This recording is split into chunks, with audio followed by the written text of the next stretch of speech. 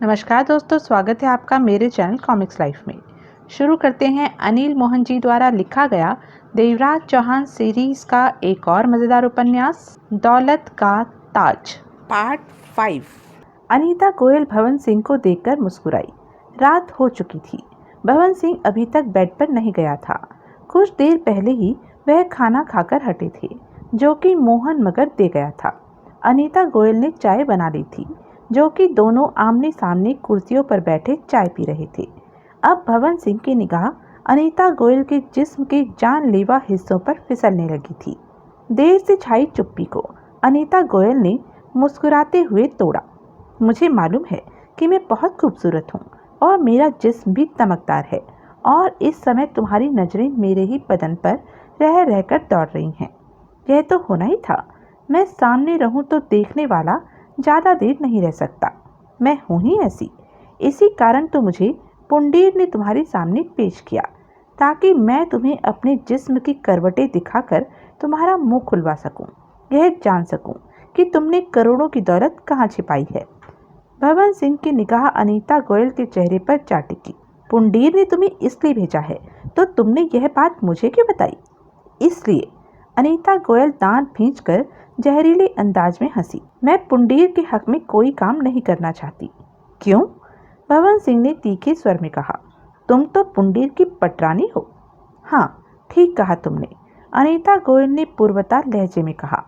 और वह अपनी पटरानी को 2 टके की औरत कहता है, बाजारू कहता है, वेश्या कहता है। रात को जीभ निकालकर मेरे जिस्म को चाटता है और सुबह ऐसा कहता है, मैं जैसी भी हूँ, घटिया, सस्ती या बेशर्म नहीं हूँ। उसने कहा कि तुम्हें अपने जिस्म की झलक दिखाकर तुम्हारा मुंह खुलवाऊं। मैंने ऐसा करने को मना किया तो कुत्ता जाने क्या क्या गंदे लफ्ज मुझे कह गया, जिसके लायक मैं नहीं थी। ऐसे में मैं क्यों तुम्हारा मुंह खुलवाकर उसे करोड़ों के पास पहुंचने दूं? तुम जो मर्जी करो, पुंडी जो मर्जी करे, बीच में कहीं भी मेरा जिस्म इस्तेमाल करने की गुंजाइश नहीं। अब तो बिल्कुल भी नहीं कि पुंडीर ने मुझसे वेश्या जैसा व्यवहार किया, जैसे मैं उसके किसी कोठे की मामूली रंडी हूँ। कहते कहते अनीता गोयल का चेहरा क्रोध से इतना भर गया था कि देखते ही बनता था।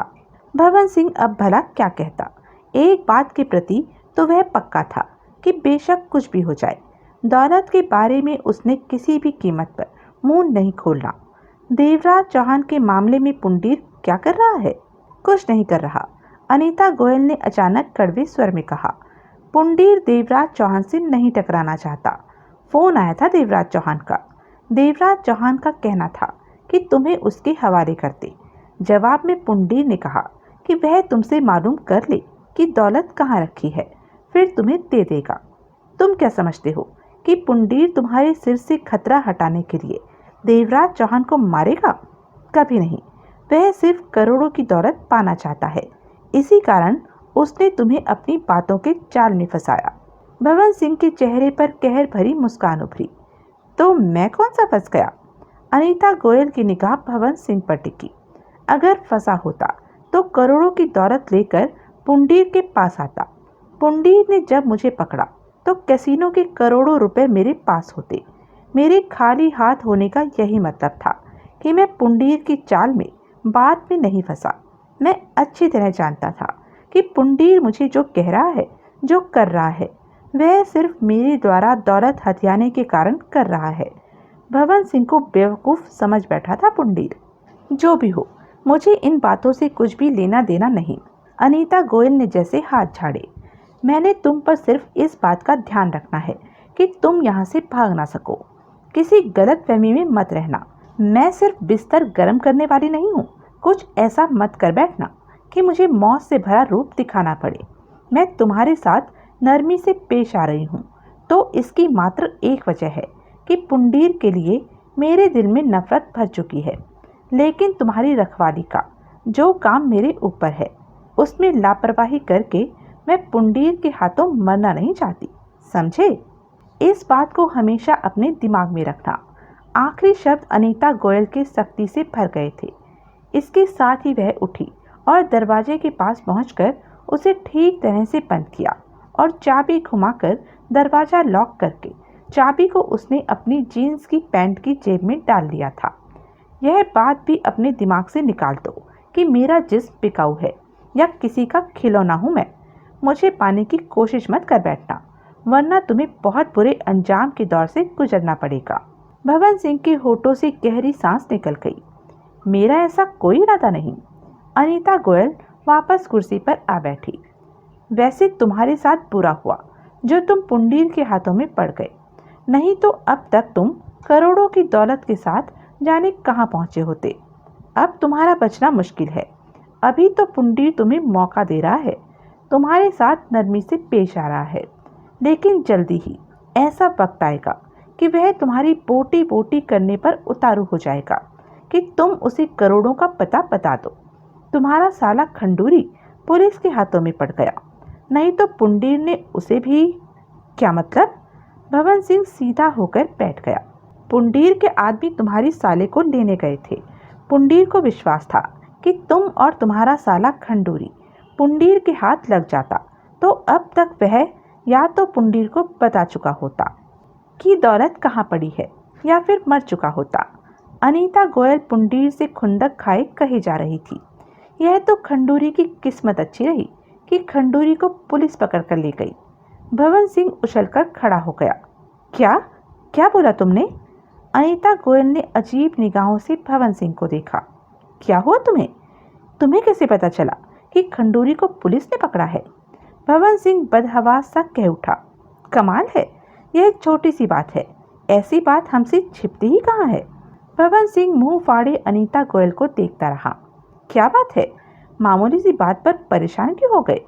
पुलिस ने खंडूरी को कब पकड़ा? आज सुबह। क्यों? उन्हें शक था कि खंडूरी भी तुम्हारे साथ मिला हुआ है।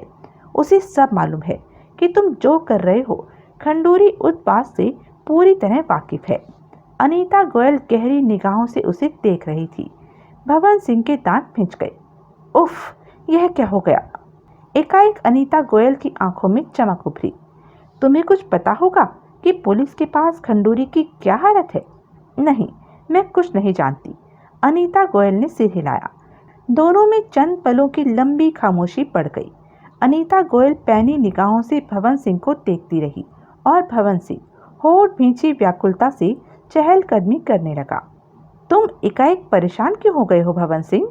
अनीता गोयल की आवाज़ सामान्य थी। भवन सिंह ठिठका। उसने अनीता गोयल को घूरा, उसके बाद पुनः चहलकदमी करने लगा। मुझे तो तुम्हारी हरकतों से एक बात ही समझ में आ रही है, अनीता गोयल सामान्य स्वर में बोली। क्या? भवन सिंह ठिठका। मुझे तो लगता है जैसे करोड़ों की दौलत तुमने खंडूरी को संभालने के लिए दे रखी हो और उसके पकड़े जाने से तुम्हारी जान खिसकती जा रही है, अनीता गोयल ने सामान्य स्वर में पूछा। भवन सिंह होठ भींचकर खामोश हो गया। लगता है मेरी बात सही है। अनीता गोयल का स्वर शांत और गंभीर था। बकवास मत करो, फालतू बात मत करो, दौलत की बात तो करो ही नहीं। भवन सिंह गुर्रा उठा। अनीता गोयल हंसी। भवन सिंह ठिठक कर उसे घूरने लगा। दोनों कई पलों तक एक दूसरे को देखते रहे। सुनो, भवन सिंह बेचैनी से बोला, पुंडीर से तुम्हारी खुंदक है, तुम उसे नुकसान पहुंचाना चाहती हो। तुम सिर्फ अपने मतलब की बात बोलो। मैं कुछ देर के लिए बाहर जाना चाहता हूँ। भवन सिंह की हालत खराब थी। क्यों? खास काम है। अगर तुम। भवन सिंह ने होठ खींच लिए। अनीता गोयल के हाथ में रिवॉल्वर चमक उठी। किसी भूल में मत रहना। यह ठीक है कि मुझे जंग बहादुर पुंडीर से नफरत हो गई है, लेकिन मैं पुंडीर के खिलाफ कुछ करके मरना नहीं चाहती। चुपचाप बैठे रहो, वरना। भवन सिंह के चेहरे पर क्रोध भरी विवशता नाच उठी। मुझे सिर्फ 1 घंटे की मोहलत। खबरदार। अनीता गोयल ने दांत भींचकर हाथ में पकड़ी रिवॉल्वर हिलाई। भवन सिंह मुट्ठियां भींचकर कसमसाकर रह गया। दोनों एक दूसरे को घूरते रहे। तुम करोड़ों की दौलत खंडूरी को रखने संभालने के लिए देकर आए हो? अनीता गोयल ने सपाट स्वर में पूछा। भवन सिंह के मस्तिष्क को झटका लगा। उसने तुरंत खुद को संभाला। साथ ही साथ उसे गलती का एहसास हुआ कि खंडूरी के पुलिस के पास होने के कारण उसे जल्दबाजी नहीं दिखानी चाहिए थी। खंडूरी को करोड़ों की दौलत क्यों दूंगा? भवन सिंह एकाएक लापरवाह हो उठा। खंडूरी के बारे में सुनकर एकाएक बेताब तो इस तरह हो उठे थे कि अचानक खबर सुनी तो इस खबर में ऐसा कुछ नहीं था कि तुम अचानक ही बाहर जाने के लिए बेचैन हो उठे। तुम बेचैन हो उठे और इसकी एक ही वजह हो सकती है कि करोड़ों की दौलत तुम्हारे और खंडूरी के बीच पड़ी है। मेरी बात सुनकर तुम्हें डर पैदा हुआ कि कहीं खंडूरी पुलिस के सामने जुबान न खोल दे, दौलत का पता न बता दे। इसलिए तुम फौरन जाकर दौलत को उठा लेना चाहते हो जहां वह पड़ी है। भवन सिंह अनीता गोयल को देखता रह गया। अनीता गोयल एकाएक शांत सी हंसी हंस पड़ी। मैंने गलत कहा भवन सिंह? काफी हद तक तुम ठीक कह रही हो। भवन सिंह के होठ खिंच गए। लेकिन मुझे यह डर नहीं है कि खंडूरी पुलिस को दौलत के बारे में बता देगा। खंडूरी करोड़ों की दौलत का मतलब जानता है। उसकी गर्दन कट जाए तब भी वह करोड़ों के बारे में मुंह नहीं खोलेगा। अनीता गोयल की आंखें सिकुड़ गई। तो फिर बेचैनी क्यों? इसलिए कि कहीं करोड़ों की दौलत कोई और न ले उड़े। भवन सिंह ने दांत खींचकर कहा। ओह! अनीता गोयल के होठ सिकुड़ गए। तुम तो ऐसे कह रहे हो जैसे करोड़ों सड़क पर रखाए हो। कुछ ऐसा ही समझ लो। भवन सिंह के चेहरे पर सख्ती लहरा रही थी। अनीता गोयल के होठों के बीच अजीब सी मुस्कान थिरक उठी। तो फिर उस सड़क का पता मुझे बता दो। मुझे थोड़ी देर के लिए जाने दो। मैं नहीं, अनीता गोयल ने सख्त स्वर में कहा। तुम समझ नहीं रही हो। मैं? भवन सिंह ठिठका, फिर बोला, सुनो, तुम मेरा थोड़ा सा साथ दो। इस थोड़े से साथ के बदले में तुम्हें 1-2 करोड़ मिल सकते हैं। अगर यह हालत है तो तुम जल्दी ही मुझे आधी दौलत भी देने को कहोगे। अनीता गोयल जहरीले स्वर में कह उठी। मुझे अच्छी तरह समझ में आ गया है कि तुम इस समय खुद को फंसा महसूस कर रहे हो। भवन सिंह आहत भाव से अनीता गोयल को देखता रहा। अनीता गोयल खिलखिलाकर हंस पड़ी। चालाकी दिखाने की समझदारी मत कर बैठना। मेरे हाथ में रिवॉल्वर है और सामने वाले को मैं नौबत आने पर ज़्यादा हिलने का मौका नहीं देती। जैसे हो वैसे ही रहो। तुम रिवॉल्वर के साए में मुझे यहाँ से ले जा सकती। मैं तुम्हारी कोई सहायता नहीं करूँगी। तुम सब हरामी लोग हो। वायदा दौलत देने का करते हो और मौका आने पर जान ले लेते हो। रात को कुत्ते की तरह चाटते हो और सुबह लात मारकर बात करते हो। मैं किसी की भी बातों में नहीं आने वाली।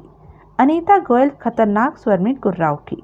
अब पूरी रात तुम्हारे हाथ पांव बांधकर रखने होंगे ताकि तुम कोई शरारत करके मेरे लिए मुसीबत न खड़ी कर दो और मैं भी 2-4 घंटे की नींद ले सकूं। भवन सिंह हताश सा नजर आने लगा। गोयल तो उसे हिलने का मौका नहीं देना चाहती थी, जबकि उसका बाहर जाना, घर पहुंचना जरूरी था। एयरपोर्ट के क्लॉक रूम की रसीद जो उसने पोस्ट की थी वह शाम की डाक से पहुंच गई होगी, नहीं तो कल सुबह की डाक से पहुंच जाएगी। घर के बाहरी दरवाजे पर लगे लेटर बॉक्स से रसीद हासिल करना जरूरी था। खंडूरी पुलिस के कब्जे में था। ऐसे में करोड़ों की कीमत रखता रसीद के रूप में छोटा सा कागज का टुकड़ा यूं ही लेटर बॉक्स में पड़ा रहेगा और किसी भी वक्त किसी के हाथ लग सकता था। भवन सिंह ने अनीता गोयल को देखा। अनीता गोयल के चेहरे पर फैले भावों को देखकर वह समझ गया कि कोई फायदा नहीं, वह बाहर नहीं निकल सकेगा। कोशिश की तो वह उसे शूट करने में हिचकिचाएगी नहीं। जंग बहादुर पुंडीर का बंगला। रात के 2:30 बज रहे थे। कड़ाके की सर्दी से बुरा हाल था। धुंध के कारण चंद फीट की दूरी भी नजर नहीं आ रही थी। ओस इतनी गिर रही थी, सड़क इस तरह गिरी थी जैसे बरसात होकर हटी हो। पुंडीर के बंगले की सुरक्षा व्यवस्था में कोई कमी नहीं थी, परंतु रोजमर्रा की रूटीन की पहरेदारी के कारण पुंडीर के गनमैन कुछ लापरवाह अवश्य थे कि किसमें इतनी हिम्मत है जो पुंडीर के बंगले के गेट तक आने का भी साहस कर सके। ऊपर से कड़कती सर्दी की वजह यानी कि पर्याप्त पहरा होते हुए भी जबरदस्त लापरवाही थी। ऊपर से घंटा भर पहले ही पुंडीर और मोहन मगर बाहर गए थे, इसलिए पुंडीर के गनमैन भी लापरवाह हो गए थे। सर्दी से राहत पाने के लिए इधर उधर दुबक गए थे। ऐसे बुरे मौसम में देवराज चौहान पिछले आधे घंटे से पुंडीर के बंगले के आसपास सावधानी से इस प्रकार मंडरा रहा था कि कोई उसे देख ना सके। इतनी देर में उसने बंगले की सुरक्षा व्यवस्था अच्छी तरह देख ली थी। पुंडीर के 5 गनमैनों को अच्छी तरह उसने देख लिया था कि वे कैसी पोजीशन में हैं। बंगले के पिछवाड़े वाले लॉन में भी 3 गनमैन थे। देवराज चौहान ने बंगले के पिछवाड़े से भीतर प्रवेश करने का फैसला किया और पीछे वाली छोटी सड़क पर पहुंचा। फिर छोटी सी छलांग में बंगले की मुंडेर पर जा चिपका। उसकी निगाह अंधेरे से भरे लॉन में घूमने लगी। प्रकाश के 2 बल्ब लगे हुए थे, परंतु धुंध और गिरती ओस ने उन्हें बेकार कर रखा था। जहां जहां वे 2 बल्ब थे, उनसे 6-7 फीट के दायरे में रोशनी थी। देवराज चौहान को वहां कोई भी गनमैन नजर न आया। स्पष्ट था कि सर्दी और बुरे मौसम से बचने की खातिर वे इधर उधर खिसकते गए होंगे। देवराज चौहान मुंडेर से भीतर की तरफ सरका और दीवार से हाथ हटा लिया। अगले ही पल कदम जमीन पर थे। आसपास देखा, दीवार के करीब करीब पेड़ों की कतार जा रही थी और आगे की तरफ लॉन था। देवराज चौहान जानता था कि पुंडीर के गनमैन जगह छोड़कर नहीं जा सकते, इधर उधर दुबके पड़े होंगे। देवराज चौहान ने एक जेब से रिवॉल्वर निकाली और दूसरी जेब से साइलेंसर निकालकर रिवॉल्वर पर फिट किया। देवराज चौहान के चेहरे पर चट्टान जैसी कठोरता छा चुकी थी। आंखें वहशी भाव लिए तीव्रता से चमक रही थी। एक निगाह उसने इधर उधर डाली, उसके बाद तीर की भांति आगे दौड़ा। वह लॉन पार करके बंगले की दीवार तक पहुंचना चाहता था, जहां छोटा सा दरवाजा नजर आ रहा था। छाया, कोहरा और गिरती ओस इस वक्त देवराज चौहान की भरपूर सहायता कर रही थी। देवराज चौहान बंगले की दीवार के साथ जा चिपका। उसकी तीव्र निगाह जैसे कोहरे को भेद कर देखने का प्रयत्न कर रही थी कि किसी की निगाह उस पर टिकी तो नहीं। अगले ही पल देवराज चौहान की आंखें सिकुड़ गई, होठ सख्ती से पिंच गए। कोहरे में उसे पुंडीर के गनमैन की झलक मिली, जो कि हाथ में गन थामे इधर उधर देखता उस तरफ ही धीरे धीरे आ रहा था। स्पष्ट था कि उसे किसी के आने का शक हो चुका था।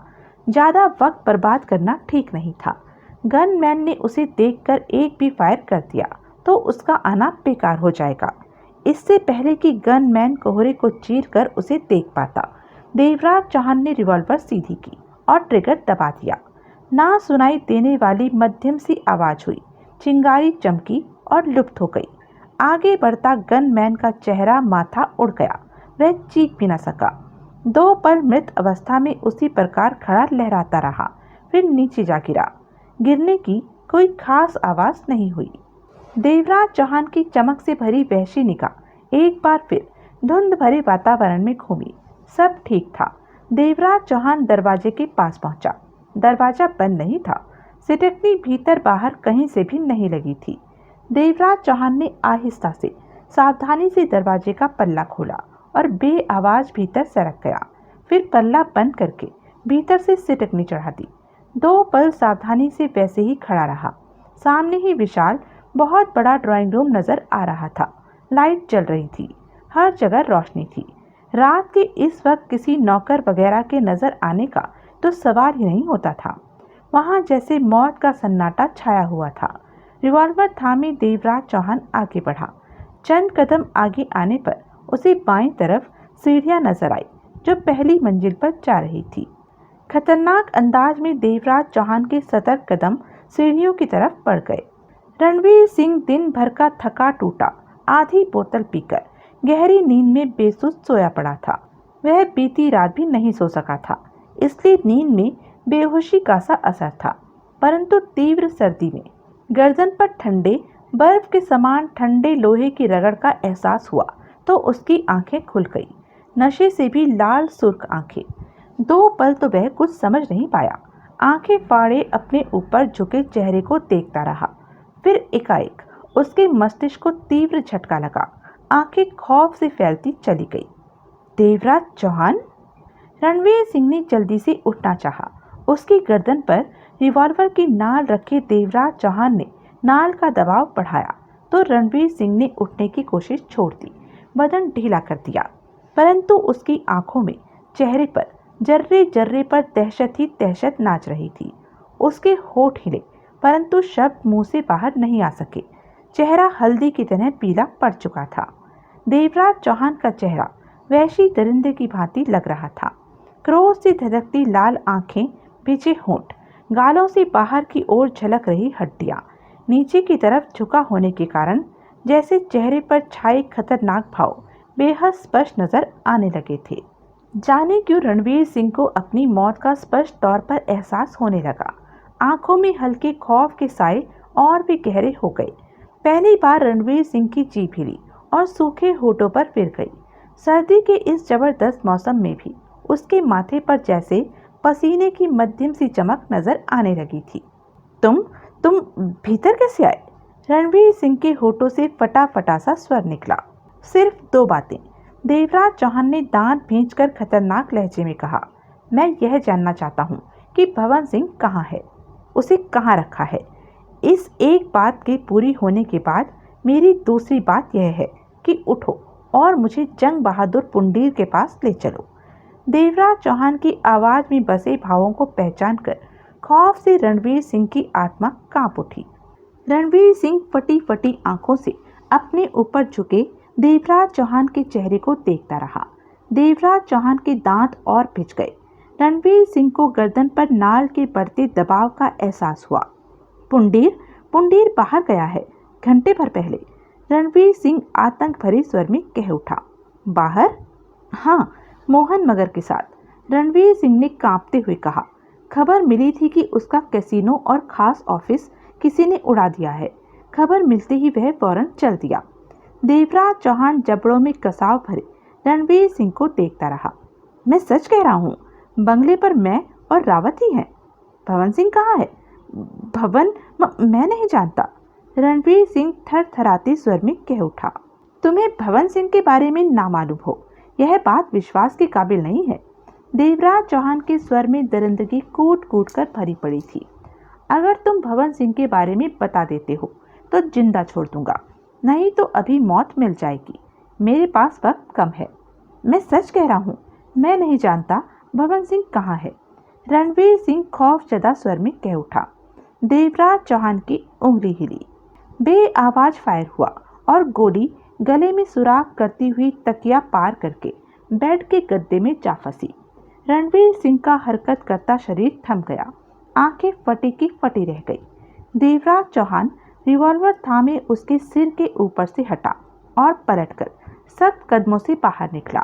चेहरे पर मौत के भाव विद्यमान हो चुके थे। बगल के कमरे में मोहन बहादुर रावत नींद में था, परंतु आहट पाते ही उसकी आंखें खुली। देवराज चौहान को वहां देखकर ठगासा रह गया। तुम? रावत के मुंह से निकला। तुम भीतर कैसे आ गए? अगले ही पल देवराज चौहान के हाथ में थमी रिवॉल्वर की नाल ठीक रावत के दिल वाले हिस्से में छाती पर जा टिकी। रावत की आंखों में भय नाच उठा। देवराज चौहान के चेहरे पर छाए भावों को देखकर ही समझ गया कि देवराज चौहान के इरादे ठीक नहीं हैं।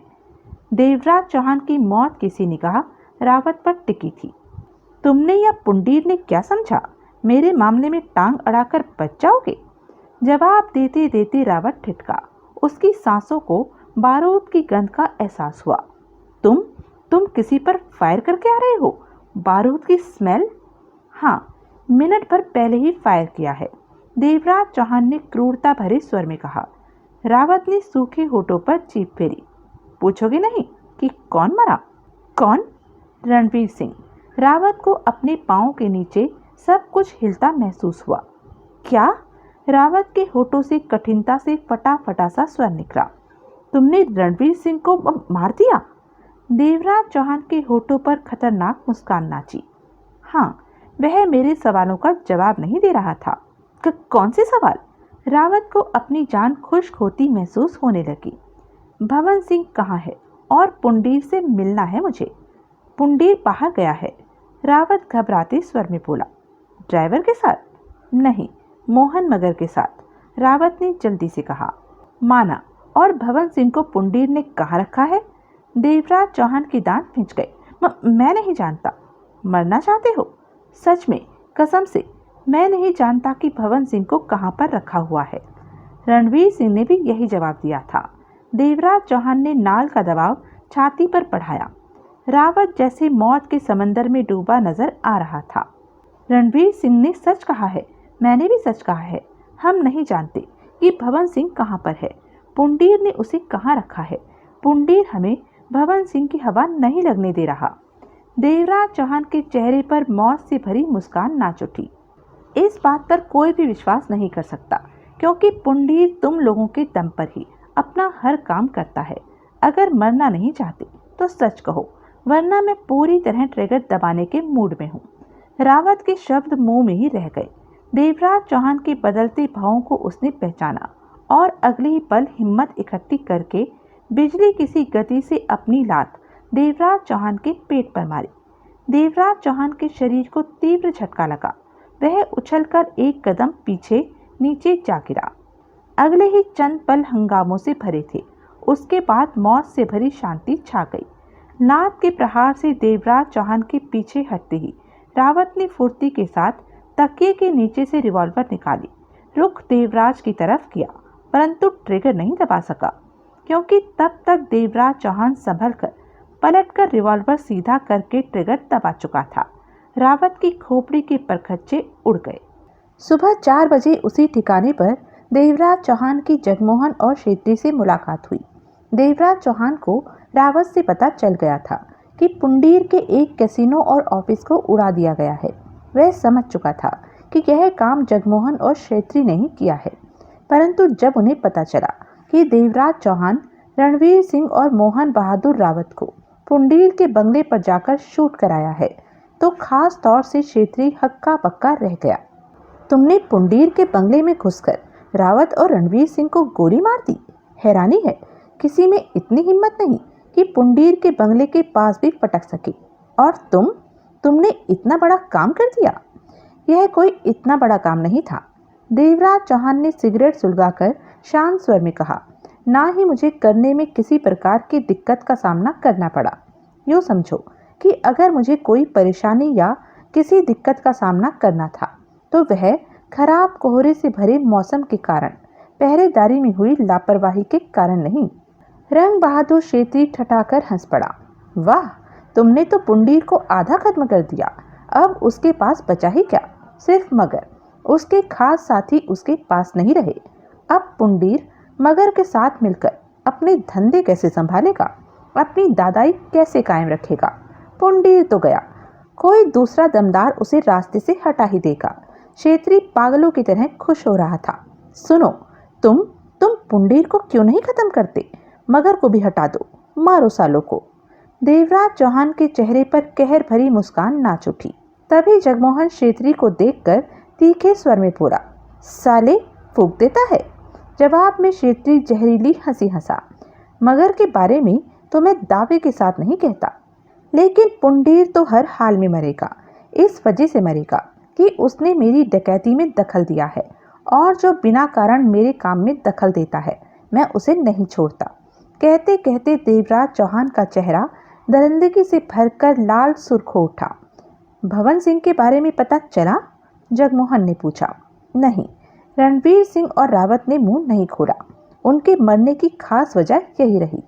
क्षेत्री क्रूरता भरी हंसी हंसा। रणवीर सिंह और रावत चूक गए। उन्होंने हर हाल में यही समझा होगा कि तुम शूट नहीं करोगे। अगर उन्हें मालूम होता कि तुम उन्हें शूट कर दोगे तो वे दोनों तुम्हें लिख कर भी पता बताते। धोखा खा गए दोनों। देवराज चौहान कुछ नहीं बोला। लेकिन हमें भवन सिंह का पता जल्दी चाहिए, देर होने से गड़बड़ हो सकती है, जगमोहन बोला।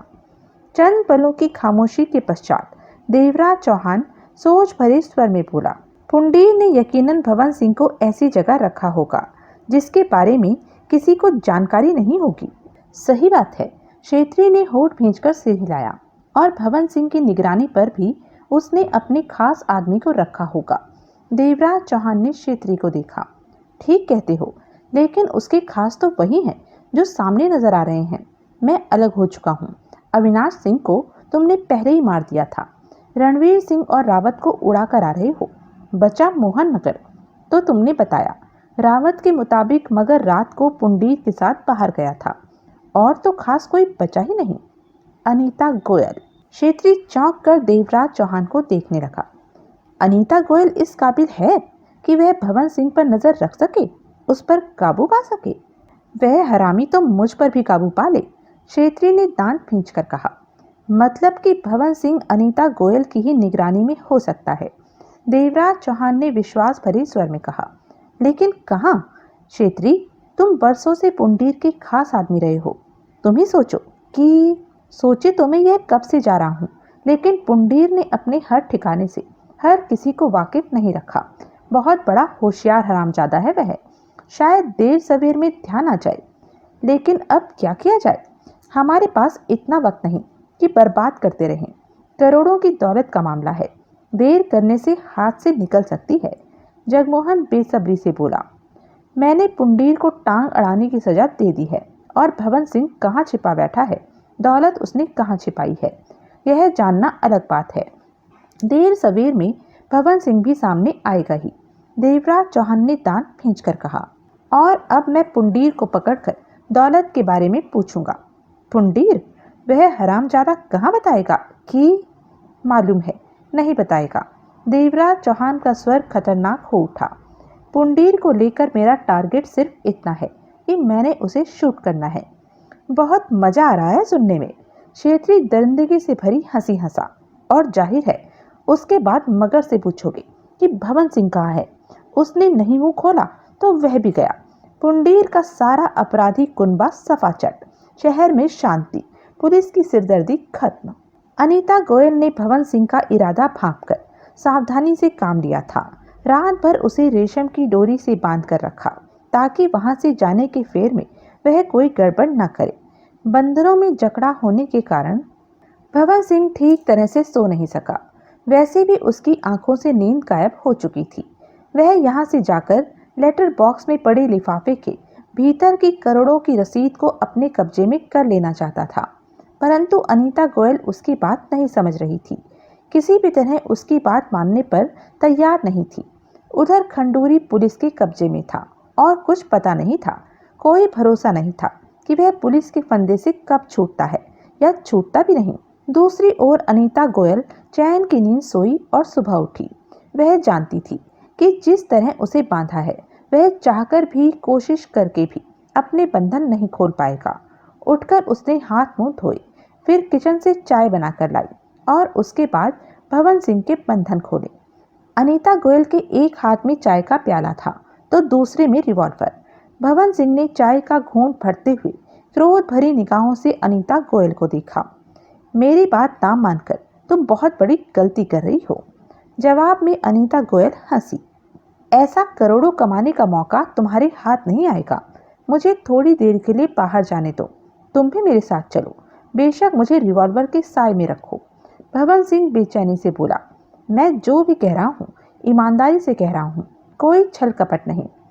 तुम और सच्चे साले हरामी इंसान, अनीता गोयल कटु स्वर में बोली। मैं सच कहे। चुप रह। भवन सिंह दांत पीसते हुए खामोश हो गया। उसके चेहरे के भाव स्पष्ट बता रहे थे कि अगर उसे मौका मिले तो वह यह रिवॉल्वर छीनकर अनीता गोयल को उड़ा दे, लेकिन वह जानता था कि ऐसा संभव नहीं था। अनीता गोयल बेहद सतर्क थी उसके प्रति। मुझे बता दो, करोड़ों की दौलत कहाँ है, मैं ले आती हूँ। अनीता गोयल हंसी। भवन सिंह ने खा जाने वाली निगाहों से उसे देखा। अगर मैं तुम्हारी बीवी होती तो तब तुम मुझे अवश्य बता देते, अनीता गोयल ने व्यंग से कहा। तो क्या हो गया, बीबी नहीं तो बीबी का काम बीबी से बढ़िया कर सकती हूँ। भवन सिंह की आंखों में क्रोध नाच रहा था। चाय का गिलास एक तरफ रखकर उसने सिगरेट सुलगाई और कश लेने लगा। तभी बाहर दरवाजा थपथपाया जाने लगा। इतनी सुबह कौन आ सकता है? अनीता गोयल चेहरे पर सख्ती के भाव लिए उठी। हाथ में रिवॉल्वर थी। एक निगाह भवन सिंह पर तो दूसरी दरवाजे पर। दरवाजे के पास जाकर ठिठकी। कौन? मैं, मगर।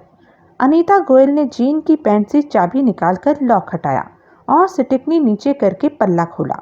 मोहन मगर भीतर प्रवेश कर गया। दरवाजा पुनः बंद हो गया। मगर ने लिफाफा थाम रखा था जिसमें ब्रेड और बटर था। नाश्ता है, लंच भी शायद यही तुम लोगों को करना पड़ेगा। मगर का स्वर बेचैन और चिंता से भरा पड़ा था। बाहर के हालात बहुत खराब हो गए हैं। दोपहर को शायद मैं ना आ सकूं। देवराज चौहान ने रात बंगले में घुसकर रणवीर सिंह और रावत को शूट कर दिया। तब हम बंगले में नहीं थे, नहीं तो जाने क्या होता। रात में पुंडीर साहब का एक कैसीनो और ऑफिस बमों से उड़ा दिया गया। हमारे ख्याल से पहले देवराज चौहान ने यह काम किया, फिर बंगले में आ गया होगा। ओह, अनीता गोयल के होठों से निकला। देवराज चौहान भवन सिंह की तलाश कर रहा है। मगर की निगाह भवन सिंह पर जा टिकी। वह तब तक पीछा नहीं छोड़ेगा जब तक कि वह भवन सिंह और करोड़ों की दौलत नहीं पा लेता। यानी कि मामला सुधरने की अपेक्षा बिगड़ता जा रहा है। देवराज चौहान की फास्ट मूवमेंट देखकर लगता है कि कहीं वह यहाँ तक ना आ जाए। तुम जरा सावधान रहना। यही सब बताने के लिए मैं सुबह सुबह यहाँ आया हूँ।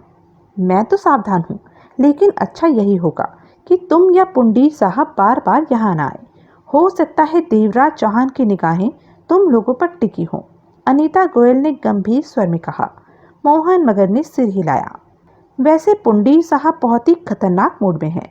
अपने सारे आदमियों को उन्होंने देवराज चौहान की तलाश पर लगा दिया है कि उसे देखते ही गोली से उड़ा दिया जाए। काठमांडू जैसी छोटी सी जगह पर देवराज चौहान ज़्यादा देर नहीं छिप सकता, खास तौर से जबकि पुलिस भी उसकी तलाश कर रही है। मेरे ख्याल से देवराज चौहान जल्दी ही मरेगा। और भवन सिंह, तुम भी भीतर रहना। देवराज चौहान की हालत वहशी जानवरों की तरह हो रही है। वह तुम्हें ढूंढ रहा है। तुम्हें देखते ही वह तुम्हारी सारी हड्डियां तोड़ देगा। भवन सिंह ने भय में डूबे सूखे होठों पर जीभ फेरी। यहाँ से निकलने की कोशिश मत कर बैठना। सिर्फ यहीं पर ही तुम सुरक्षित हो। बाहर निकले नहीं तो मरे नहीं।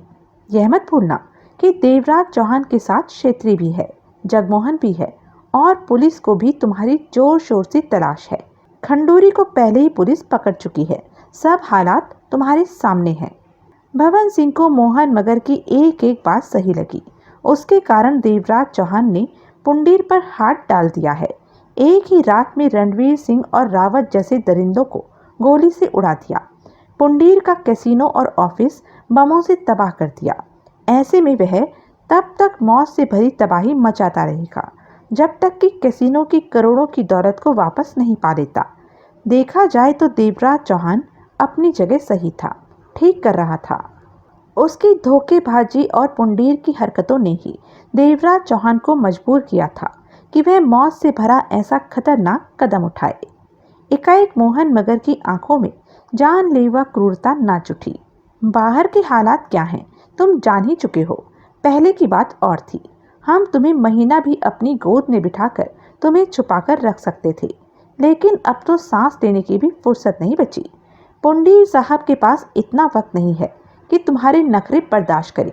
वह जल्द ही आएंगे तुम्हारे पास और एक ही बार पूछेंगे कि बता दो करोड़ों की दौलत कहाँ है। बता दोगे तो तुम्हें बीच में से ही कुछ दे देंगे, नहीं तो गोली मारकर तुम्हारी लाश बाहर सड़क पर डाल देंगे। यह तुम्हारे लिए आखिरी मौका है।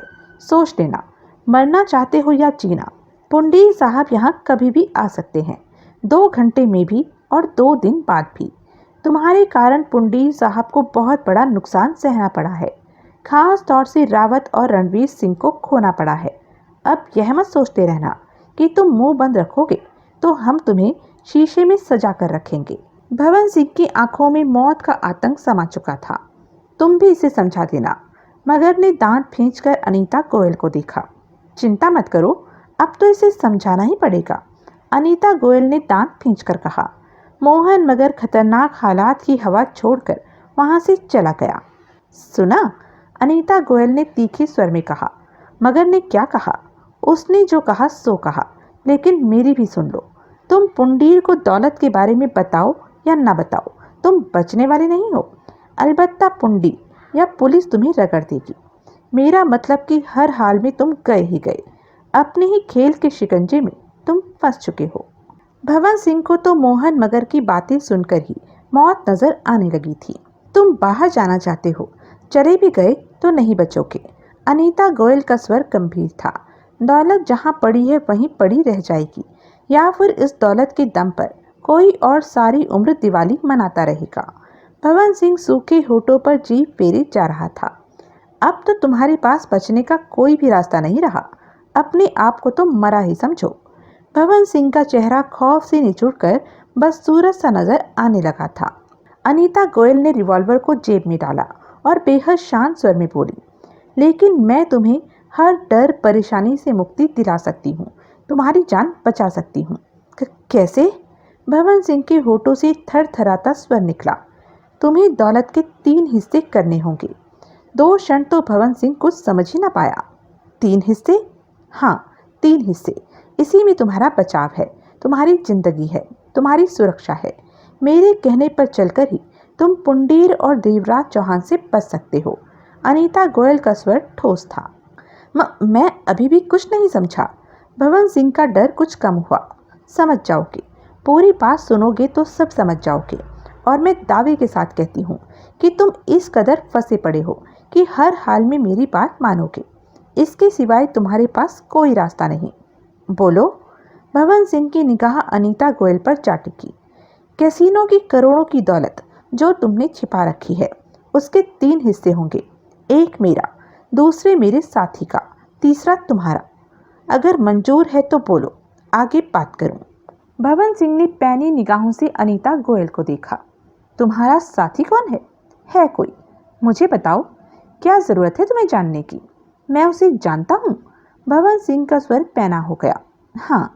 अनीता गोयल के चेहरे पर जहरीली मुस्कान उभरी। मोहन मगर है वह जो अभी आया था? मालूम नहीं। या फिर रंग बहादुर क्षेत्री होगा, और तो कोई होने से रहा। खंडूरी को तुम भूल रहे हो? अनीता गोयल व्यंग से भरी हंसी हंसी। खंडूरी? भवन सिंह चौंका। हाँ, वह भी तो इस मामले से वास्ता रखता है। हो सकता है वह मेरा साथी हो। खैर, जो भी हो, हमारी शुरू से ही प्लानिंग थी किसी तरह दौलत पर हाथ मारकर लेख खिसकने की। लेकिन तुम्हारी वजह से सारा मामला रुक गया। अब तुम फंसे पड़े हो। हम मिलकर चलें तो सबका भविष्य संवर सकता है। भवन सिंह गहरी निगाहों से अनीता गोयल को देखता रहा। चिंता मत करो, मेरा साथी तुम्हारा साला खंडूरी नहीं है। अनीता गोयल ने व्यंग से कहा। जानता हूँ, खंडूरी की नस नस से मैं वाकिफ हूँ। वह तेरे जैसी को घास भी नहीं डालेगा। भवन सिंह ने सपाट स्वर में कहा। इस समय हालात वास्तव में ऐसे हैं कि मुझे तुम्हारी बात माननी पड़ेगी। मालूम है मुझे कि तुम मानोगे, लेकिन हमारी सुलह होने में सिर्फ एक ही दिक्कत है। अनीता गोयल की निगाह भवन सिंह पर जा टिकी। दौलत के या तो 4 हिस्से होंगे या फिर 2। क्या मतलब? हम 2 हैं तो हिस्से भी 2 होने चाहिए। नहीं, मेरा साथी शुरू से ही मामले में है। हम दोनों दौलत पाने के फेर में थे, उसका हिस्सा भी होना चाहिए। तुम्हारा साथी फेर में था या नहीं? भवन सिंह ने ऊंट को पहाड़ के नीचे आते देखकर अपनी करवट बदली। खंडूरी मेरे साथ इस मामले में है। इस डकैती को करने की सोची ही सबसे पहले हमने थी, परंतु जब हमें लगा कि डकैती हमारे बस की नहीं है, तो तब हम देवराज चौहान के पास गए। दोनों में खंडूरी का हिस्सा सबसे पहले होना चाहिए, मतलब कि दौलत के 4 हिस्से होंगे। खंडूरी को तुम अपने पास से दे देना, हिस्से 3 होंगे। भवन सिंह अनीता गोयल को घूरने लगा। अनीता गोयल ने अपने चेहरे पर लापरवाही बिछा दी थी। फिर एक काम करो। भवन सिंह के होठों के बीच कड़वी मुस्कान रंग गई। क्या? मामला जहाँ है वहीं रहने दो, और दौलत जहाँ है वहीं रहने दो। मुझे तुम्हारी बात मंजूर नहीं, भवन सिंह ने कहा। और मैं दावे के साथ कहता हूँ कि तुम अभी 4 हिस्से वाली बात मानोगी। अनीता गोयल भवन सिंह को घूरने लगी। मानना पड़ेगा। अनीता गोयल एकाएक हंसी।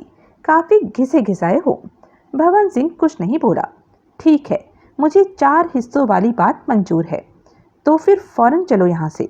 अभी नहीं, कुछ घंटे और रुको। यहाँ तुम्हें कोई खतरा नहीं हो सकता है। तब तक मेरा साथी भी आ जाएगा। वह आ गया तो मुझे दौलत संभालने में आसानी होगी। यहाँ ज़्यादा देर रहे तो पुंडीर आ सकता है। सब कुछ मुझ पर छोड़ दो, यहाँ हम ज़्यादा देर नहीं रहेंगे। भवन सिंह ने गहरी निगाहों से अनीता गोयल को देखा। तुम्हारा साथी है कौन? अब तो बता दो। अनीता गोयल मुस्कुराई, लेकिन जवाब में उसने किसी का नाम नहीं लिया। कार पेड़ से टकराकर उल्टी पड़ी थी। बीच में रणवीर सिंह और मोहन बहादुर रावत की लाशें थी, जो कि बुरे हाल में थी। 6 पुलिस वाले मामले की तहकीकात के लिए मौजूद थे। सुबह के 8 बजे थे। चारों तरफ धुंध छाई हुई थी। जबरदस्त सर्दी थी। 15 मिनट पहले ही पुलिस वाले कंट्रोल रूम में खबर मिलने पर वहां पहुंचे थे। तभी जंग बहादुर पुंडीर कार पर वहां पहुंचा। साथ में मोहन मगर और 4 खतरनाक से नजर आने वाले दादा थे। पुंडीर का चेहरा क्रोध से धधक रहा था। स्पष्ट लग रहा था कि कठिनता से वह अपनी हालत पर काबू पाए हुए है। पुंडीर ने ही अपने आदमी द्वारा रावत और रणवीर सिंह की लाशों को दिन निकलने से पहले ही यहाँ एक्सीडेंट की स्टेज में भिजवा दिया था। वह नहीं चाहता था कि पुलिस बंगले से लाशें बरामद करे और उसे बेकार के सवाल जवाब पुलिस वालों को देने पड़े। पुंडीर बखूबी समझ चुका था कि यह सब देवराज चौहान ने ही किया है, वरना और किसी में इतनी हिम्मत नहीं कि उसके बंगले में चोरी छिपे आने की भी सोच सके। जो गनमैन बंगले के पिछवाड़े शूट हुआ था, उसकी लाश उसके घर भिजवा दी थी। 50,000 रुपया भी साथ भेज दिया था। पुंडीर से वहां मौजूद सब इंस्पेक्टर ने इज्जत से बात की। क्या हुआ है? पुंडीर ने अपने स्वर पर काबू पाते हुए पूछा। मेरे ख्याल में, मोहन मगर फौरन बोला, रणवीर सिंह और रावत को कार से जाते समय किसी ने गोली मार दी और ऐसे में कार पेड़ के तने से टकरा गई। उस सब इंस्पेक्टर ने फौरन सिर हिलाया। जी हाँ, मेरा भी यही ख्याल था। हमारी कोई ज़रूरत तो नहीं? नहीं, सब इंस्पेक्टर ने कहा। पुंडीर जाने के लिए मुड़ा के ठिठक गया। तभी एक पुलिस कार पास आकर रुकी। वानखेड़े कार ड्राइव कर रहा था। थापा बगल में बैठा था। दोनों बाहर निकले। उन्हें देखते ही पुंडीर के होठ मिल गए। पुंडीर को देखकर थापा कहर भरे अंदाज में मुस्कुराया। दोनों ने कार में पड़ी लाशों को ध्यान से देखा।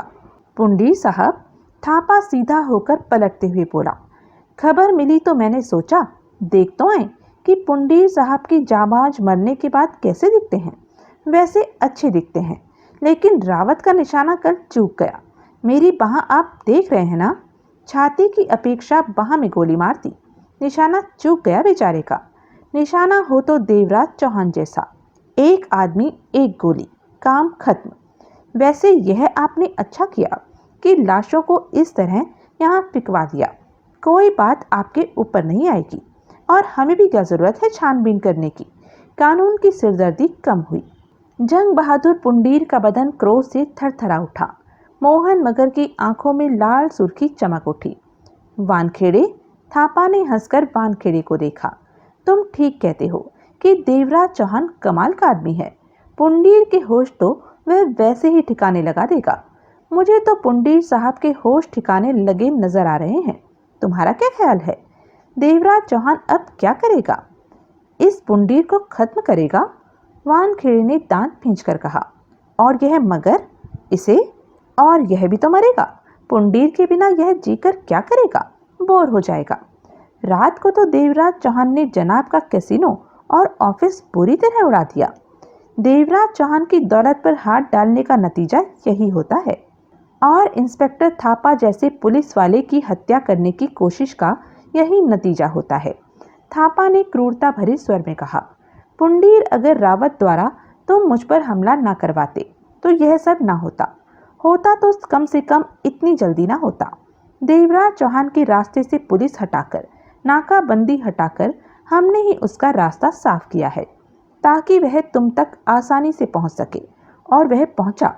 अब भवन सिंह को छिपाकर रखने का या करोड़ों की दौलत पाने की चेष्टा करने का कोई फायदा नहीं, क्योंकि देवराज चौहान की बुरी निगाह तुम्हारी तरफ मुड़ चुकी है। तुम अब गए या कुछ देर बाद गए। पुंडीर के होठों से वहशी कुर्राहट निकली। जो भी हो, मैं तुम्हें जिंदा नहीं छोड़ूंगा। सुना वानखेड़े, मैंने दोनों को बोलते बहुत सुना है, और ऐसे लोग बोलते बोलते ही मर जाते हैं, जैसे कि तुम बहुत जल्दी इस पुंडीर की लाश का पंचनामा करके सरकारी एम्बुलेंस में इसकी बॉडी को फेंक कर रवाना करोगे। वानखेड़े ने एक एक शब्द चबाकर खतरनाक पुलिसिया लहजे में कहा। इंस्पेक्टर सूर्य बहादुर थापा व्यंग से भरी सर्द हंसी हंसा। थापा की हंसी ने जैसे जलती आग में घी का काम किया।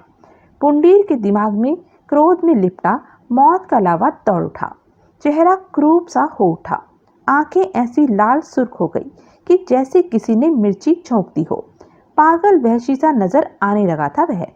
सिर से पांव तक उसका बदन क्रोध से थर थर कांप रहा था।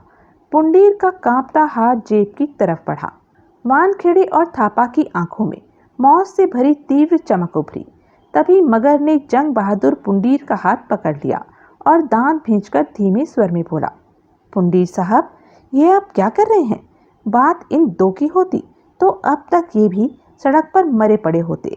साथ में यहाँ और पुलिस वाले भी हैं। ज़्यादा पुलिस वालों की लाशें बिछी तो हमारे हक में बुरा हो सकता है। एक आधा बच गया तो हमारे खिलाफ मुंह खोल देगा। किसी ने देख लिया तो भी मुसीबत। पूरा पुलिस डिपार्टमेंट हम पर टूट पड़ेगा। आप सोच ही सकते हैं कि तब हमारी लाशों के टुकड़े भी नजर नहीं आएंगे। आपका कोई भी चहेता नेता ऐसे मौके पर आपको बचाने नहीं आ सकेगा, बल्कि टेंट लगाकर, गले में फूलों की लंबी माला डालकर, माइक पकड़कर अपने कर्मों का डंका पीटकर कहेगा कि अगर आपको अदालत ने फांसी से कम की सजा दी तो वह जनता के सामने आत्मदाह कर लेगा। हवा का रुख समझिए। यह जानबूझकर हमें भड़का रहे हैं कि हम कुछ करें और यह हमें मार दें। यहाँ से चलिए, अब जल्दी ही इनका इंतजाम कर देंगे। मगर ने यह शब्द पुंडीर के कान में कहे थे। जेब में घुस चुका पुंडीर का हाथ खाली ही बाहर आ गया। उसके बाद मगर लगभग जबरदस्ती ही पुंडीर को कार तक ले गया और आधे मिनट में ही पुंडीर की छोटी सी फौज वहां से जा चुकी थी। हरामजादा, इंस्पेक्टर सूर्य बहादुर थापा दांत पीसकर कुर्रा उठा। इसे तो मैं नहीं छोड़ने वाला। तुम्हें फिक्र करने की जरूरत नहीं, इसे निपटा ही समझो। इंस्पेक्टर पवन कुमार वानखेड़े ने दरिंदगी भरे स्वर में कहा। देवराज चौहान अपने दुश्मन को ज्यादा देर जीने का मौका नहीं देता और जब तक पुंडीर का मामला नहीं निपटता तब तक हमें पुंडीर से सावधान रहना होगा। आओ चलें, खंडूरी को भी देखना है। हीरालाल सूर्यवंशी। सुबह 8 बजे हीरालाल की आंखें खुली। उठते ही बाहर दौड़ा, यह देखने के लिए कि खंडूरी या भवन सिंह आए तो नहीं। आए हैं तो अपना 2-4 लाख लेकर जाएगा। परंतु खंडूरी के घर का दरवाजा बंद था, ताला लटक रहा था। ज्यों-ज्यों समय बीतता गया, हीरालाल की खोपड़ी गर्म होती चली गई। देवराज चौहान बता ही चुका था कि भवन सिंह सारी दौलत लेकर खिसक गया है। वह पुंडीर के पास है और दौलत कहीं और रख दी है। उसके बारे में कोई भी नहीं जानता। इन बातों के पश्चात हीरालाल को पूरा विश्वास था कि खंडूरी को हर हाल में मालूम होगा कि भवन सिंह ने दौलत कहाँ रखी है। हीरालाल दोनों को पहले से ही जानता था कि वह दोनों कोई भी काम एक दूसरे से छिपाकर नहीं करते, बल्कि एक दूसरे की सलाह से करते हैं। दोनों जीजा साले थे, रिश्तेदार थे, तो आपस में गहरे दोस्त भी थे। एक दूसरे से प्यार भी करते थे। दौलत उनके बीच दरार पैदा नहीं कर सकती थी। यानी कि हीरालाल को पूरा विश्वास था कि खंडूरी को पता है कि भवन सिंह ने करोड़ों की दौलत कहाँ रखी है। ऐसे हालात में खंडूरी ने फौरन वहां से दौलत उठा लेनी थी, परंतु वह खुद पुलिस के हाथों में जा पड़ा था। हीरालाल का ख्याल था कि खंडूरी जैसा हरामी हर हाल में चेष्टा करेगा कि पुलिस से जल्दी से छुटकारा पा ले। ऐसा होने पर खंडूरी अपने घर अवश्य आएगा और हीरालाल को उसके वापस आने का इंतजार था। अगर वह आया तो 12 बजे तक हीरालाल 20 बार बाहर आकर खंडूरी के घर के बंद दरवाजे पर लटक चुके ताले देख चुका था और होठों ही होठों में ढेरों गालियां दिए जा रहा था। ताले को या फिर खंडूरी को। सुबह से कुछ खाया नहीं था हीरालाल ने। उसे भूख का एहसास होने लगा। हीरालाल ने प्रोग्राम बनाया कि जल्दी से पहलवान के होटल जाकर खा पीकर वापस आ जाएगा। ऐसे में 1 आध घंटा लगेगा। इस दौरान अगर खंडूरी आया भी तो कुछ देर वहां रहेगा, यानी कि उस स्थिति में मुलाकात हो जाएगी। हीरालाल ने नीला वाला नया सूट तो पहने रखा था। मुंह हाथ धोने के पश्चात बाहर निकला।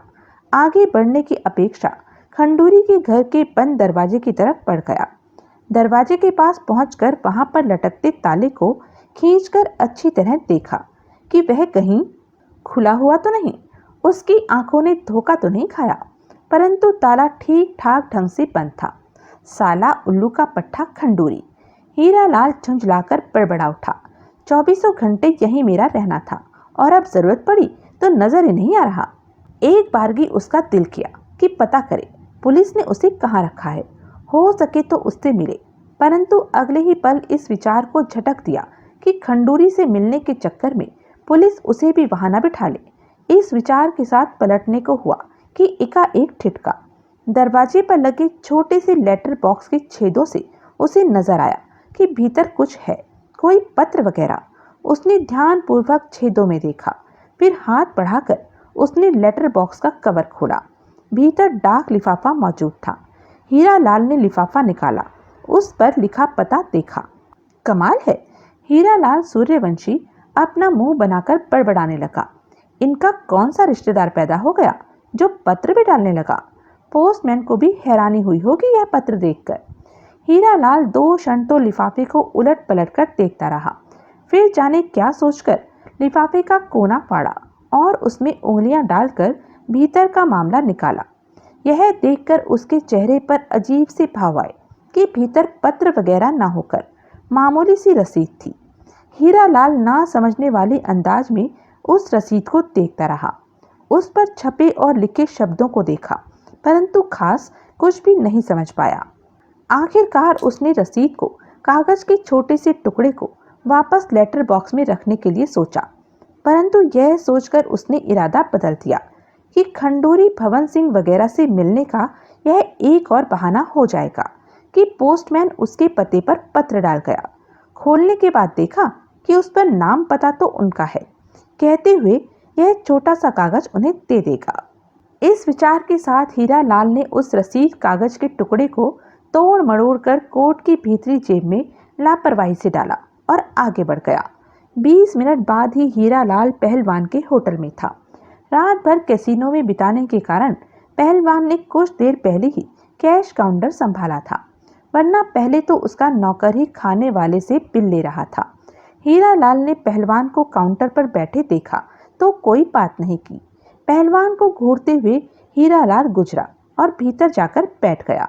साला टकेदा, पहलवान बड़बड़ाया, मेरा लेख के दीता नवा सूट पाके तू अपने रेट वधारे आवे। इसके साथ ही पहलवान कैश काउंटर से उठा और भीतर हीरालाल के सामने जाकर बैठा। यार हीरालाल, कमाल हो गया, करोड़ों दा माल ले गया पट्ठा। की नाम वे? देवराज चौहान। हीरालाल कुछ नहीं बोला। की गल वे, तन्ने मुंह क्यों फुला रखा वे? पहलवान, कल तूने कैसीनो से 40,000 जीते, मैं तेरे साथ था। ऐसे में तेरा फर्ज बनता है कि जीत के माल में से मुझे भी कुछ दे, लेकिन तू तो सारा ही पी गया। हीरालाल मुंह फुलाकर बोला। वो गल नहीं वे, 40 विचों 10 तेरा, मेरा? हाँ दे, मेरे कोल कैसीनो दे टोकन ने, सारा माल ते देवराज चौहान ले गया। टोकन कैश किथों होंगे? कुछ दिन बाद ही जोर लगाकर टोकन कैश कराने पैणगे। पहलवान, जोर तुम लगाते रहना, तो 10,000 मुझे दे दे। तुम्हारे पास तो पैसा है, टोकन कैश कराते रहना, मेरा 10,000 में बेड़ा पार हो जाएगा। हीरालाल ने कहा। ठीक है, तेरा 10,000 मैं उधार खाते हुए जमा कर लेना वा। नहीं नहीं, हीरालाल सकपका उठा। उधार का खाता अलग, कैश का अलग। बड़ा कमीना वे। ठीक दा, जानदे वक्त ले ले, नवे हंगामे सुनने। हंगामे? हाँ, हुणे मेरा खास ग्राहक खान पीन आया सी। आने दसदा कि 2 खबर आम होई पई वे कि देवराज चौहान दा कैसीनो दा लुटिया पैसा पुंडीर ने ले लिया वे ते गुस्से विच देवराज चौहान ने रणवीर सिंह रावत नूं मार दिता। पुंडीर दा कैसीनो उड़ा दिता, ओदा ऑफिस उड़ा दिता। हीरालाल सूर्यवंशी पहलवान का चेहरा देखता रह गया। की होया? पहलवान, हीरालाल सूर्यवंशी का दिमाग तेजी से दौड़ने लगा था। उसकी सोच चारों दिशाओं की तरफ एक साथ दौड़ने लगी। मुझे तो बड़े जोरों से भूख लग रही है। खाली पेट इतनी खतरनाक बातें सुनकर हजम नहीं होती। पहले कुछ खा लेने दे। कदी तो कया वे कि मेरा पेट परिया पया वे। पहलवान ने मुंह बनाया। हीरालाल ने कुछ नहीं कहा। वह तो सिर्फ यह सोच रहा था कि जो खून खराबा शुरू हुआ है, कहीं उसके कारण हाथ आने वाला 2-4 लाख न गुल हो जाए। योगेंद्र खंडूरी ने सूखे होठों पर जीभ फेर कर सामने खड़े इंस्पेक्टर थापा को देखा। अब क्या इरादा है? थापा ने होठ खींचकर कहा। कैसा इरादा? खंडूरी ने सूखे होठों पर जीभ फेरी। भवन सिंह के बारे में पता है तो बता दे, तेरे को मोटा इनाम दिलाऊंगा। उस हरामी कुत्ते जिज्जे का नाम मत लो मेरे सामने। थापा को बेवकूफ बनाने की कोशिश में खंडूरी ने चेहरे पर ढेर सारा क्रोध उड़ेल लिया। सारी उम्र मेरे साथ रहा, जिज्जा भी बना रहा और दोस्त भी। अब 2 पैसे के लालच में खामखा मुझे फंसवा दिया। कुत्ते ने यह भी नहीं सोचा कि वह जो भी करेगा उस मामले में पुलिस मेरे पर शक करेगी, क्योंकि हम वर्षों से एक साथ हैं। एक बार इंस्पेक्टर साहब वे दोगला इंसान मेरे हाथ लग जाए, पहले तो मैं उसके हाथ पांव तोड़ूंगा, फिर उसे आपके हवाले करूंगा। नहीं खंडूरी, इंस्पेक्टर थापा ने प्यार से कहा, कानून को कभी भी अपने हाथ में नहीं लेते। ऐसा करके तो तुम खुद गुनहगार बन जाओगे। वायदा करो कि भवन सिंह को तुम चुपचाप पुलिस के हवाले कर दोगे। खंडूरी को लगा कि इंस्पेक्टर थापा उसके फेर में आ गया है। मनी मन वह खुश हो उठा, परंतु चेहरे के भावों से उसने ऐसा दर्शाया कि जैसे बेहद शरीफ हो और इंस्पेक्टर थापा की बात ना चाहते हुए भी माननी पड़ रही है। चेहरे के भावों को थापा को दिखाने के लिए सामान्य बनाने लगा, जबकि आंखों में खुशी की चमक थी। थापा खंडूरी के सारे ड्रामे को अच्छी तरह समझ रहा था। तो तुम यहाँ से जाना चाहते हो? थापा ने सिगरेट सुलगाकर पूछा। हाँ हाँ, मैं जाना चाहता हूँ। खंडूरी के हाव भाव में पुनः बेचैनी आ गई। उसे डर था कि कहीं थापा उसे छोड़ देने का अपना इरादा न बदल दे। थापा के चेहरे पर सोच के भाव उभरे। उसने कश लिया। खंडूरी का दिल धड़का। क्या हुआ? वैसे तो जब तक कैसीनो डकैती का मामला न सुलझ जाए मैं तुम्हें छोड़ना नहीं चाहता, जाने कब तुम्हारी जरूरत पड़ जाए। लेकिन मैं किसी निर्दोष को बंद रखना भी पसंद नहीं करता। इंस्पेक्टर साहब, मैं हर रोज आपको सलाम मारने आऊंगा। आपको जब भी मेरी जरूरत होगी हाजिर हो जाऊंगा। कानून के लिए तो मैं अपनी जान भी दे सकता हूँ। खंडूरी ने चंद्रमा जितना लंबा तीर मारा। इंस्पेक्टर थापा ने विचार भरी मुद्रा में सिर हिलाया। खंडूरी धड़कते दिल के साथ ही थापा के चेहरे को देखता रहा। ठीक है, तुम हर रोज मेरे पास हाजिरी लगाने आओगे। पक्का इंस्पेक्टर साहब? बिल्कुल पक्का। खंडूरी जैसे चाहता था अब का तो वक्त निकले। अगर किसी दिन नहीं आओगे तो मैं पुनः पकड़कर यहाँ बिठा लूंगा। ऐसा नहीं होगा, मैं पहले आपको सलाम मारूंगा, फिर नाश्ता करूंगा। खंडूरी हड़बड़ाकर बोला। जाओ। क्या? खंडूरी को लगा जैसे उसने गलत सुन लिया हो। मैंने कहा है जाओ, कल सुबह अपना थोबड़ा दिखा जाना। खंडूरी का दिल चाहा कि पंख लगाकर उड़ जाए। शुक्रिया इंस्पेक्टर साहब। खंडूरी लड़खड़ाती टांगों से खुशी से खुले दरवाजे की तरफ बढ़ता हुआ बोला। मैं कल सुबह आऊंगा आपको सलाम मारने। जब भी आप कहेंगे मैं फौरन हाजिर हो जाऊंगा। कहने के साथ ही खंडूरी खुले दरवाजे से बाहर निकलता चला गया। इंस्पेक्टर सूर्य बहादुर थापा का चेहरा तीखे भावों से भर उठा। खंडूरी के हाव भाव इस बात को स्पष्ट कर रहे थे कि भारी गड़बड़ है। किसी बात की खातिर वह फौरन यहाँ से जाकर कहीं पहुंचना चाहता है। थापा ने घड़ी देखी। दिन के 12:30 बज रहे थे। बाहर वानखेड़े खंडूरी के निकलने का इंतजार कर रहा होगा ताकि उसकी हरकतों पर निगाह रख सके। लिफ्ट द्वारा नीचे पहुंचकर योगेंद्र खंडूरी उड़ने के से अंदाज में पुलिस हेडक्वार्टर के मुख्य द्वार से निकला तो लोगों की भीड़ में से गुजरते उसका कंधा सब इंस्पेक्टर घनश्याम जोशी से टकरा गया। दोनों की निगाहें टकराई। सब इंस्पेक्टर जोशी को सामने पाकर खंडूरी सकपका उठा। तुम? सब इंस्पेक्टर जोशी की पैनी निगाह खंडूरी पर टिकी। हाँ मैं। क्यों? खंडूरी को डर लगने लगा था कि कहीं जोशी उसे वापस न ले जाए। तुम बाहर कैसे आ गए? जोशी की आंखें सिकुड़ी। भाग कर आ रहा है? मैं शरीफ नागरिक हूँ, कोई चोर उचक्का नहीं जो पुलिस वाले से भागता फिरूं। जाकर पूछ लो, इंस्पेक्टर साहब ने इज्जत के साथ मुझे छोड़ा है। खंडूरी स्वर को संभाल कर विश्वास भरी आवाज में बोला। मैं जानता हूँ तो कितना शरीफ नागरिक है। सब इंस्पेक्टर घनश्याम जोशी ने कड़वे स्वर में कहा। मौका नहीं मिला, नहीं तो तेरी शराफत को डंडे मारकर निकालता। दफा हो यहाँ से साले। खंडूरी को लगा जैसे जान फिर छूटी। वह जल्दी से हेडक्वार्टर से बाहर निकलकर आगे बढ़ गया। उसे इतनी फुर्सत ही नहीं थी कि आसपास देख सके। चलते चलते उसकी निगाह ऑटो को तलाश कर रही थी। इंस्पेक्टर पवन कुमार वानखेड़े उसके पीछे लग चुका था। क्षेत्री ने अपनी सतर्कता भरी निगाह आसपास मारी। उसे कोई खतरा नजर नहीं आया। वह जल्दी से आगे बढ़ा और बंद दरवाजे को थपथपाने लगा। भीतर से अनीता गोयल की आवाज आई। बाहर से क्षेत्री ने जवाब दिया। दरवाजा खुल गया। क्षेत्री के भीतर आते ही दरवाजा बंद हो गया। हाय! क्षेत्री ने अनीता गोयल की कमर में हाथ डाला। बाहर के हालात? बाहर की बात छोड़ो, भीतर की बात करो। क्षेत्री पुनः अपने क्रूरता वाले रंग ढंग पर आ गया। इसने कुछ बताया कि नहीं, या फिर इसका कोई इंतजाम करें? दोनों की निगाह भवन सिंह पर जा टिकी। क्षेत्री को देखकर भवन सिंह को अपने जिस्म पर जैसे बिच्छू रेंगने का एहसास होने लगा था। उसने दोनों का मधुर मिलन देखा, सब समझ गया कि अनीता गोयल का पार्टनर क्षेत्री है।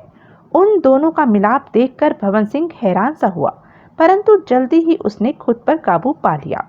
दोनों खतरनाक तेज हरामी थे। दोनों की निगाह अपने पर पाकर भवन सिंह मन ही मन सतर्क हुआ। क्षेत्री पुनः सख्ती से कुछ कहने लगा कि अनीता गोयल मुस्कुराकर बोली, मैंने इससे बात तय कर ली है, अब यह हमारे साथ है। क्षेत्री की निगाह अनीता गोयल की तरफ घूमी। दौलत के साथ? हाँ, अनीता गोयल ने गंभीरता से सिर हिलाया। दौलत के साथ है हमारे साथ। सारी दौलत के 4 हिस्से होंगे, एक मेरा, दूसरा तुम्हारा, तीसरा इसका और चौथा खंडूरी का। चल निकल यहाँ से, क्षेत्री ने लापरवाही से भवन सिंह से कहा। शांत भाव से भवन सिंह ने सिगरेट सुलगाई। मुझे मालूम नहीं था कि तुम जैसा खतरनाक इंसान भी इसके साथ है। मालूम होता तो तू क्या करता? क्षेत्री ने दांत खींचे। तो 50 बार सोचता कि तू विश्वास के काबिल, दौलत को ईमानदारी से बांटने के काबिल नहीं हो सकता। बकवास मत कर। क्षेत्री का चेहरा दरिंदगी से भर उठा। भवन सिंह कड़वी हंसी हंसा। तेरे को मेरे से डर नहीं लगता? जब तक दौलत मेरे पास है मुझे किसी से डर नहीं। भवन सिंह लापरवाही से बोला। दौलत मेरे पास ना होती तो तेरे को सामने देखकर मेरी बुरी हालत हो जाती। क्षेत्री ने दांत पीसे।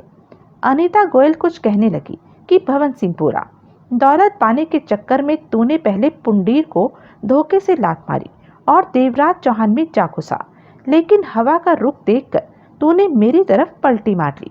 कंधा इस्तेमाल किया तूने इस अनीता गोयल का।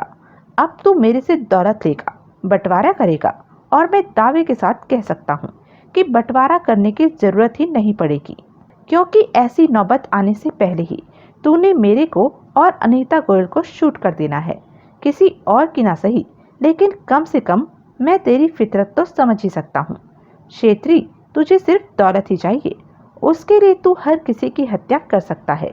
तेरे खून में शराफत का ऐसा कोई हिस्सा ही नहीं कि तू दौलत को बांटे, और सबसे पहले तू अनीता गोयल को गोली मारेगा, फिर मेरे को। रंग बहादुर क्षेत्री का चेहरा क्रोध से स्याह पड़ गया। साले, बकवास मत कर, वरना। भवन सिंह की बात सुनकर अनीता गोयल की आंखों में बेचैनी भर उठी थी।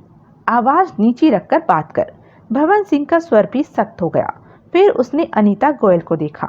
तेरे को पार्टनर बनाने के लिए इससे घटिया इंसान नहीं मिला। अनीता गोयल एकाएक कुछ न कह सकी। तेरे को इसने सिर्फ इसलिए अपने साथ मिलाया कि तू पुंडीर के करीब है और तेरे से ताजा खबरें इसे मिलती रहेंगी, और मिली भी। तूने कैसे भी हो इसे बताया कि मैं यहाँ हूँ। तेरे में ऐसा कुछ भी नहीं है कि करोड़ों की दौलत आने पर भी तेरे को अपने साथ चिपका कर रखा जाए, क्योंकि सब जानते हैं तो पुंडीर की टांगों पर बैठने वाली हर हुक्म की गुलाम है।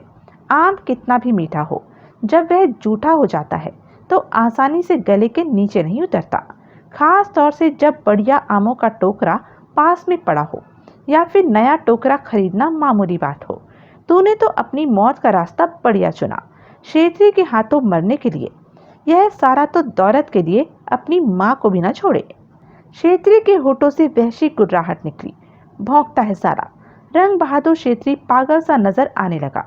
यह मेरी जान है। जितना मैं दौलत से प्यार करता हूँ उतना ही इससे करता हूँ। इस कुत्ते की बातों में ना आना। यह साला मालूम नहीं क्यों तुम्हें मेरे खिलाफ भड़का रहा है। कुत्ते की खोपड़ी में कुछ है। अनीता गोयल ने सूखे होठों पर जीभ फेरी। बारी बारी वह दोनों को देख रही थी। चेहरे पर भय और उलझन के भाव थे। वह सब कुछ समझ रही थी और कुछ भी नहीं समझ पा रही थी। उस समय वक्त का ऐसा नाजुक दौर चल रहा था कि कोई नया फैसला लेना उसके लिए कठिन हो रहा था। भवन सिंह ने क्षेत्री के सुलगते चेहरे पर निगाह टिका दी। देवराज चौहान को छोड़ आए हो? पुंडीर और पुलिस पहले से ही तुम्हारे पीछे हैं। दौलत मिले या ना मिले, तुम तो वैसे ही चढ़ गए क्षेत्री। तुम्हारे बचने के सारे रास्ते बंद हो चुके हैं। साले, भौंक मत, मुझे कुछ नहीं होगा, क्षेत्री ने दरिंदगी भरे स्वर में कहा। माल हाथ लगते ही मैं यहाँ से इतनी दूर चला जाऊंगा कि कोई मुझ तक नहीं पहुँच पाएगा। तुम चलो। कहाँ? भवन सिंह कड़वे अंदाज में हंसा। तेरे को नहीं मालूम कहाँ? क्षेत्री कठिनता से अपने पर काबू पाए हुए था। भवन सिंह व्यंग से हंसा। तेरे को साथ लेकर मैं करोड़ों की दौलत के पास नहीं जा सकता। इसलिए नहीं कि तू सारी दौलत ले लेगा, बल्कि इसलिए कि मैं अपनी जान नहीं गंवाना चाहता, जिंदा रहना चाहता हूँ। भवन सिंह के शब्दों के पश्चात वहां पैनी चुप्पी छा गई। एक ही रास्ता बचता है। क्या? मेरे साथ अनीता गोयल जाएगी, हम बंटवारा कर लेंगे। उसके बाद तुम दोनों में जैसे भी तय होगा, अनीता गोयल नोटों को लेकर तुम्हारे पास पहुंचा। ऐसा नहीं हो सकता। मैं? क्षेत्री? अनीता गोयल ने फौरन बात काटी। क्यों नहीं हो सकता? मामले को लंबा मत करो, छोटा करो। यह जुदा बात है कि तुम्हें मुझ पर विश्वास न हो कि... नहीं, ऐसी कोई बात नहीं। क्षेत्री जल्दी से संभल कर बोला। दरअसल यह तुम्हारे साथ कुछ कर सकता है, तुम्हारी जान ले सकता है। क्षेत्री ने अपनापन दिखाया। मेरी फिक्र मत करो, अनीता गोयल ने स्थिर लहजे में कहा। ऐसा कुछ होने लगेगा तो मैं सब संभाल लूंगी और तुम्हारे पास पूरी दौलत ही लेकर पहुंचूंगी, आधी नहीं। क्षेत्री का चेहरा बता रहा था कि उसे यह पसंद नहीं आ रहा। भवन सिंह हंसा। क्षेत्री, जल्दी करो, पुंडीर कभी भी आ सकता है, एक एक पल कीमती है। क्षेत्री के चेहरे पर उलझन के भाव थे। बहुत हरामी है यह, तुम पर भला क्यों विश्वास करेगा? भवन सिंह ने कड़वे स्वर में कहा। जो भी हो, यह मेरे साथ नहीं जाएगा, दौलत के पास नहीं पहुंचेगा। यह तो मेरा पक्का फैसला है। अनीता गोयल की निगाह क्षेत्री के चेहरे पर टिक गई। क्षेत्री समझ गया कि इस समय उसे हालात के मुताबिक चलना पड़ेगा, वरना सारा मामला उसके हाथ से निकल जाएगा। अनीता गोयल को इस बात का एहसास कराना होगा कि वह उस पर विश्वास करता है, तभी वह दौलत का मालिक बन सकता है। दौलत कहाँ पड़ी है? क्षेत्री ने अपने स्वर को सामान्य बनाने की चेष्टा की। ऐसा कोई सवाल ही मत कर जिसका जवाब तेरे को मिलने वाला नहीं। भवन सिंह का स्वर कठोर था। अनीता गोयल की निगाह रंग बहादुर क्षेत्री पर थी। क्षेत्री ने सिगरेट सुलगाकर अनीता गोयल को देखा। ठीक है, तुम भवन सिंह के साथ जाओ, मुझे तुम पर पूरा भरोसा है और हमेशा कायम रहेगा। इस कमीने की बातों में नहीं आना, आधी दौलत लेना और चली आना। अगर यह कोई गड़बड़ करने की चेष्टा करे तो भी किसी बात की परवाह किए बिना इसे शूट कर देना। दौलत की तो परवाह नहीं, लेकिन दौलत पाने की खातिर मैं तुम्हें खोना नहीं चाहता। तुम तो मेरी जान का दूसरा हिस्सा हो। अनीता पर विश्वास जमाने के लिए क्षेत्री के लिए ऐसे शब्दों का इस्तेमाल करना जरूरी था, ताकि भवन सिंह ने जो जहर अनीता के दिमाग में भरा था वह निकल जाए और यहाँ से जाने के बाद भी ऐसा कुछ कहकर भवन सिंह उसे भड़काए तो अनीता पर उसका असर न हो। क्षेत्री के शब्द सुनकर भवन सिंह जहरीले अंदाज में बोल उठा। साला! अनीता गोयल के चेहरे पर जाने क्यों गंभीरता की परत उभरी पड़ी थी। कहीं ऐसा न हो कि तुम समझदार बनकर हमारे पीछे... ऐसा कुछ भी नहीं होगा। अनीता तुम्हारे साथ है, मेरे लिए यही तसल्ली की बात है। क्षेत्री ने प्यारी सी मुस्कान के साथ अनीता को देखते हुए कहा। दौलत तुम लेकर वहीं पर आ जाना, मैं वहीं मिलूंगा। अनीता गोयल ने समझते हुए सिर हिला दिया। कितनी देर लगेगी? क्षेत्री ने जैसे इंसानी भाषा में भवन सिंह से पूछा। 2-3 घंटे। क्षेत्री कुछ भी नहीं बोला। आओ भवन सिंह, अनीता गोयल ने कहा। फिर क्षेत्री से बोली, यहाँ मत रहना, पुंडीर आ सकता है। मैं तुम लोगों के साथ ही यहाँ से निकल रहा हूँ, इससे सावधान रहना और वक्त पर उसी जगह आ जाना। क्षेत्री ने अपनापन दिखाया। अनीता गोयल ने मुस्कुराकर सिर हिलाया, फिर भवन सिंह को देखा। उसके बाद भवन सिंह और अनीता गोयल दरवाजे की तरफ बढ़ गए। तो यह थी अब तक की कहानी। आगे की कहानी जानने के लिए बने रहें मेरे साथ। और हाँ, मेरे चैनल को लाइक, शेयर और सब्सक्राइब करना ना भूलें। और कमेंट करके ज़रूर बताएं कि यह वीडियो आपको कैसा लगा। धन्यवाद।